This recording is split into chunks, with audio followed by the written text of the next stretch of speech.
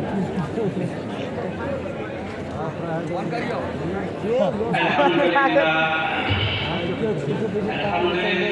وکفی وسلام علی عباده الذین اصطفى اما بعد فاعوذ باللہ من الشیطان الرجیم بسم اللہ الرحمن الرحیم انا اعطیناک الکوثر فصل لربک وانحر ان شانئک هو الابتر وقال النبي صلى الله عليه وسلم إنما الأعمال بالنيات وقال النبي صلى الله عليه وسلم خيركم من تعلم القرآن وعلمه معزز علماء کرام اور بہت ہی مکرم محترم ہمارے شیخ الحدیث جامعہ اسلامیہ اشاعت العلوم اکلمہ سے جو تشریف لائے ہیں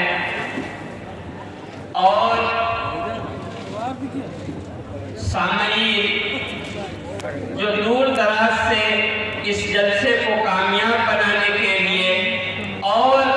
جلسے میں جو علماء کرام کے خطاب ہو کر کے جو نصائح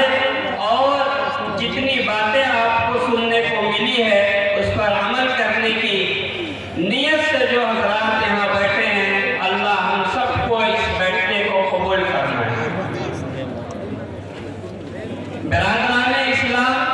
آج کی یہ محفل اور آج کی یہ مجلس ہمارے اور آپ کے لیے انتہائی خوشی اور مسرت ہے کہ اللہ رب العزت نے ہمیں اس مجلس میں آنے اور بیٹھنے اور اس کی گفتگو کو سننے کی توفیق عنایت فرمائی۔ یہ مجلس اتنی مبارک ہے اور یہاں کا بیٹھنا، یہاں کا سننا اتنا مبارک ہے کہ بقول حضرت شیخ فرماتے ہیں کہ اگر فرشتوں کو یہ حکم دیا جائے، اللہ کی جانب سے فرشتوں کو یہ حکم دیا جائے اللہ کی جانب سے، اور یہ کہا جائے کہ روئے زمین میں جاؤ اور جا کر کے اپنے بیٹھنے کی جگہ تلاش کرو، آپ فرماتے ہیں کہ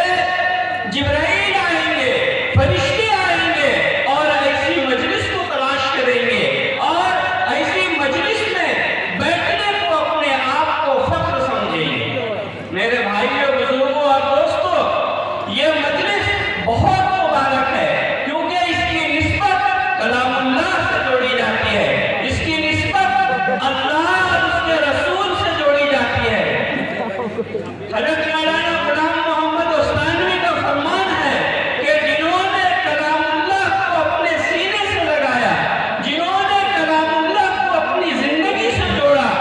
اس کے لیے بیت اللہ مقدر ہے، اس کے لیے بیت اللہ کی حاضری بالکل بے عیبی اسی کلام اللہ کی جیسے ہے، جس طریقے سے حافظ قرآن نے اپنے سینے کے اندر قرآن مجید کو جمع کیا ہے، قرآن مجید کو محفوظ کیا ہے۔ اللہ تعالیٰ اسی قرآن کی برکت سے اور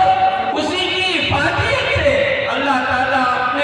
اپنے گھر کی حاضری نصیب فرماتے ہیں۔ میرے بھائیوں، بزرگوں اور دوستوں، اس مجلس کے لیے اور ایسے دین کی مجلس کے لیے فرشتے بھی دعا کرتے ہیں اور کہتے ہیں اے اللہ، اس مجلس میں تیرا اور تیرے حبیب کا نام لیا جائے، اے اللہ اس کے بیٹھنے کو اور اس کے سننے کو اور وہاں کے جتنے مجمع میں آئے ہوئے لوگ اے اللہ اسے تو قبول فرما لیں۔ میرے بھائیوں، بزرگوں اور دوستوں، یہ مجلس بازاروں کی مجلس نہیں ہے، یہ مجلس عام مجلس نہیں ہے، بلکہ اللہ کے یہاں یہ چنندہ مجلس ہے، اللہ کے یہاں یہ مقبول مجلس ہے، اللہ کے یہاں یہ کارآمد ہے۔ قیامت کے دن اللہ تعالیٰ جب ہمیں اور آپ کو جمع کریں گے، جب ہمیں اور آپ کو جمع کریں گے اور فرشتوں کے درمیان فخریہ جملے سے ہمیں اور آپ کو، ہمیں اور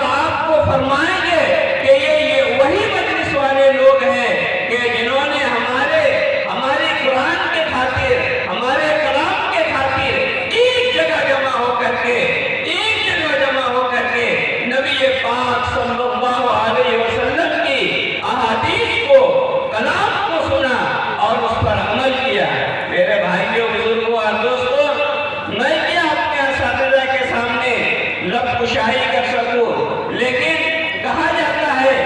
कि जो हीरे बनाने वाले हैं, जो हीरे को पहचानता है,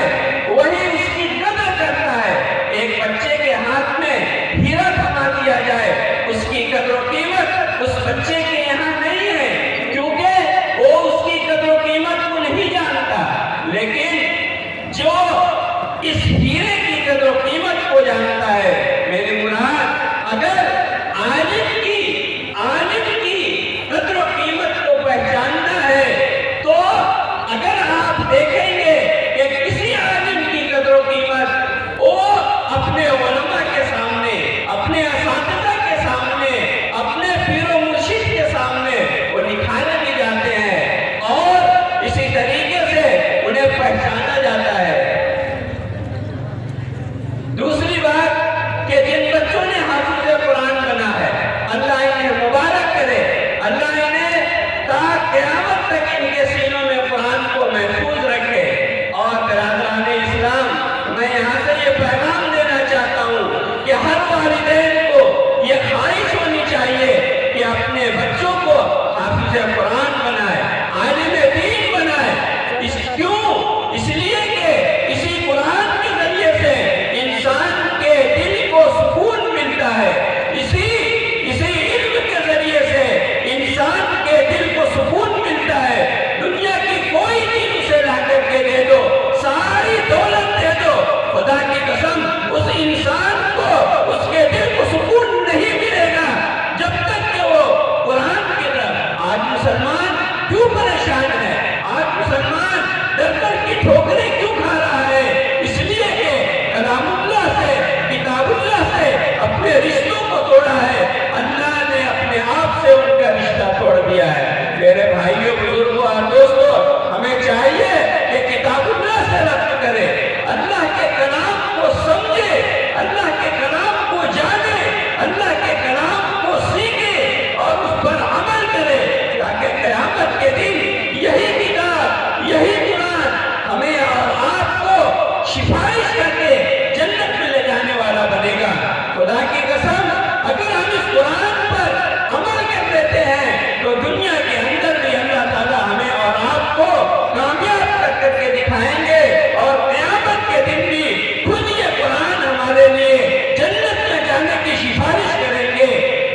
और रसूलुल्लाह सल्लल्लाहु अलैहि वसल्लम ये फरमाते हैं कि जिसके कुरान में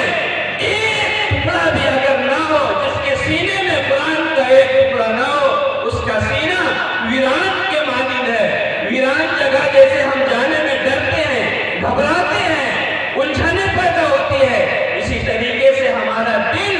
अगर हमारे दिल के अंदर कुरान मौजूद नहीं है तो ये समझो कि हमारा दिल वीरान है। मेरे भाई, ये बुजुर्गों और दोस्तों, मैं ये चाहता हूँ कि यहाँ से पैगाम लेकर के उठे कि हम अपने बच्चों को कुरान सिखाएंगे, मदारिस में भेजेंगे, मकतब में भेजेंगे, ताकि हमारे छोटे छोटे नौनिहाल बच्चे ये कुरान को अपने सीने में लेकर के और अल्लाह उसके रसूल की बोल को, कलीमे को बुलंद करे। दूसरी बात यह है कि मेरे भाइयों, बुजुर्गों और दोस्तों, जितनी बर्बादी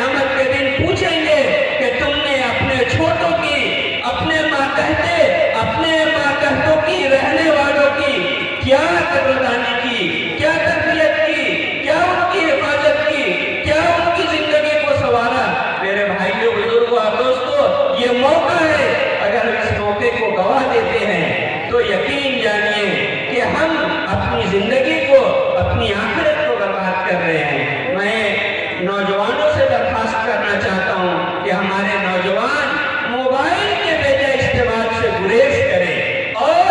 दीन की तरफ अपनी जिंदगी को माइल करें। नबी पाक सल्लल्लाहु अलैहि वसल्लम की छोटी छोटी सुन्नतें अपनी जिंदगी के अंदर लाने की कोशिश करें, उलमा से रब्त रखें ताकि हमें सही दीन समझ में आए। और इसी के साथ मैं अपनी बात को खत्म करना चाहता हूँ कि इस